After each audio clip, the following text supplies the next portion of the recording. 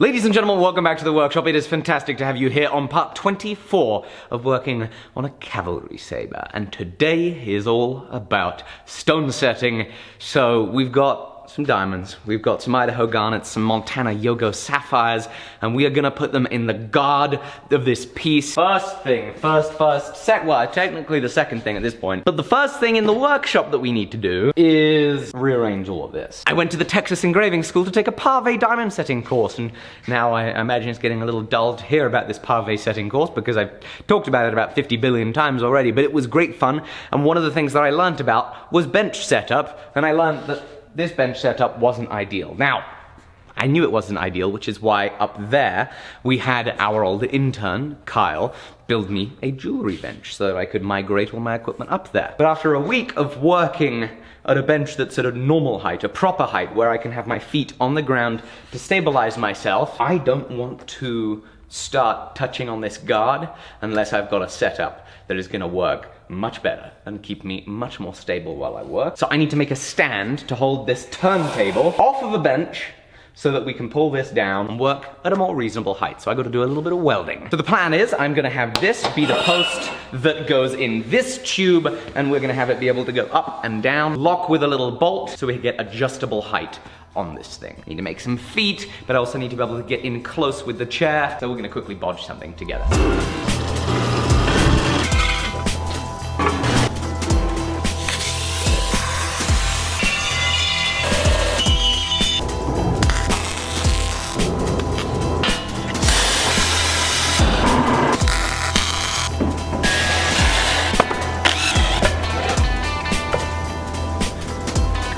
That's strong enough. So I just gotta bring this all upstairs.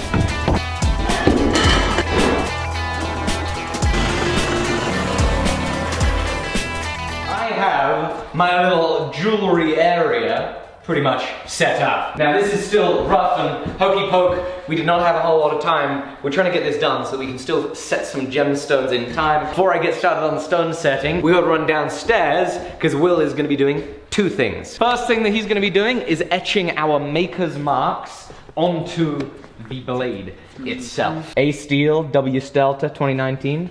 I think that'll do just fine. Yeah, and it really is perfect because it took us all of 2019 to make the sword. So you have put that on some clear tape so that you can seal off the other areas. Exactly, because we don't want to etch those areas. Stopwatch going. 2 minutes. So I'm going to put some of this chemical on, which will help neutralize the saline solution. Oh, that looks good. Nice and black. A little bit of bleed over.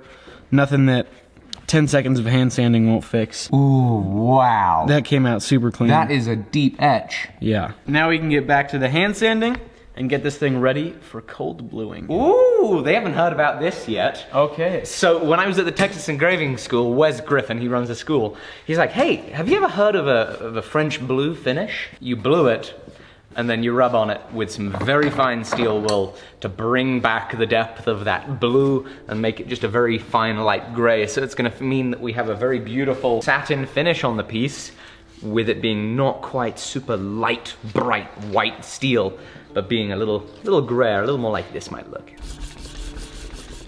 So while Will is working on the rest of the hand sanding and the bluing on the blade, I am back up here in the office.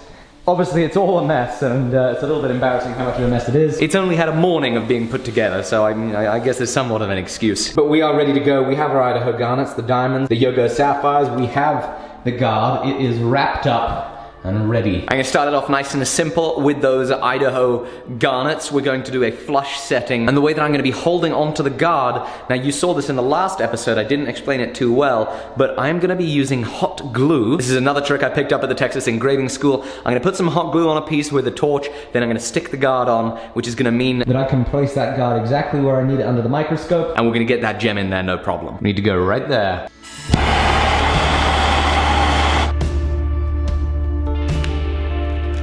So we'll grab the garnet. I think this is about the spot.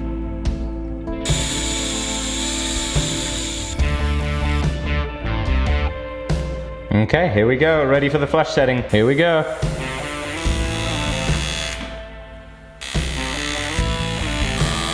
Okay, and that's it. First stone's in. Time to do a bunch more.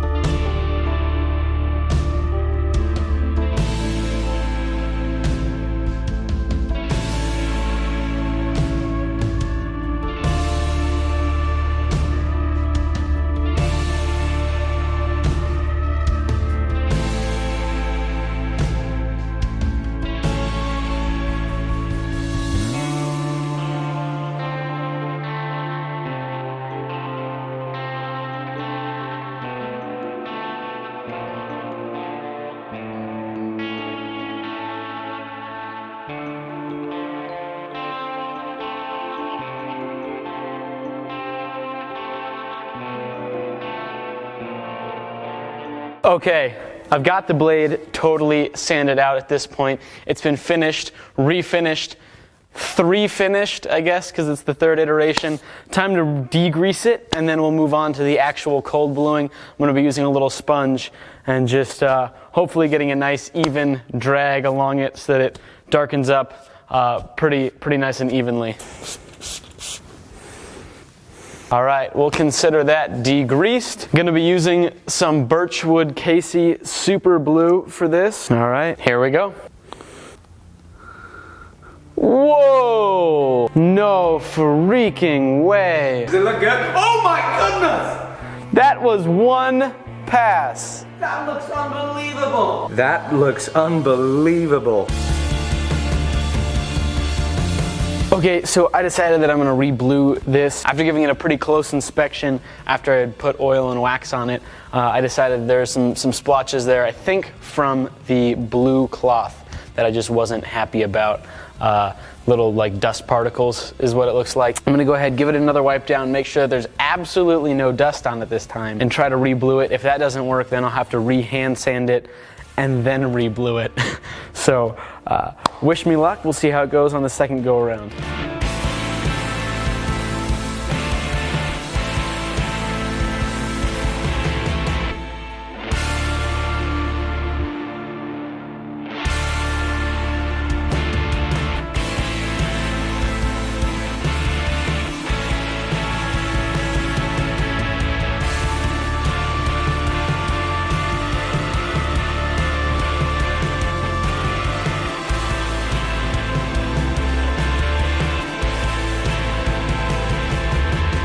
Okay, it's now the next morning and I have our diamond, 2 Yogo sapphires, and 2 garnets in place. But as you remember, that is not all we are going to do. It's looking very nice, but we're gonna take it up a notch. This design has these long leaf elements, here, and then up here. And we are gonna do a little pave diamond setting along them.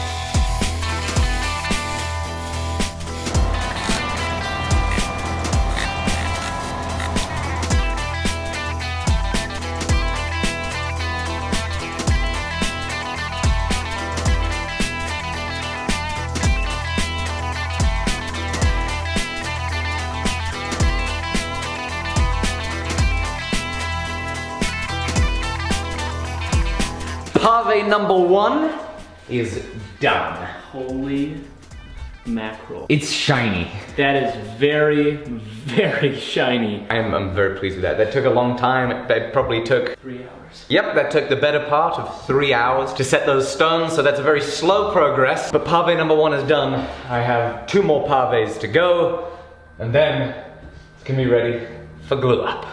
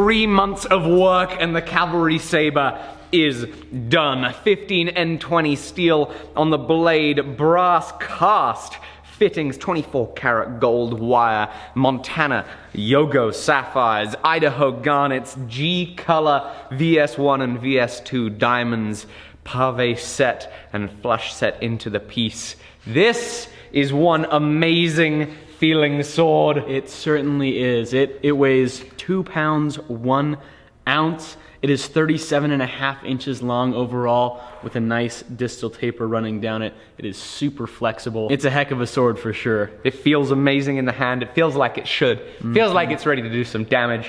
And so after that ordeal, that just insane ordeal that it took to build this thing, we're thrilled to have it done. We're thrilled to have brought you along. We're planning on selling this. So if you want to add this beautiful piece inspired by US Civil War era swords to your collection, be sure to hit that link in the description. You can also see some more pictures there. It has been a true pleasure bringing you along. If you've enjoyed this journey and you don't want to buy the sword, but you still want to get yourself something cool and support the show, we have some new merchandise like this Feather Damascus Touchmark tee. We have some Steel versus Stelter designs. We've got lots of fun stuff up on the store, so be sure to check that out too. Thank you all so much for watching this series. It's been an absolute pleasure.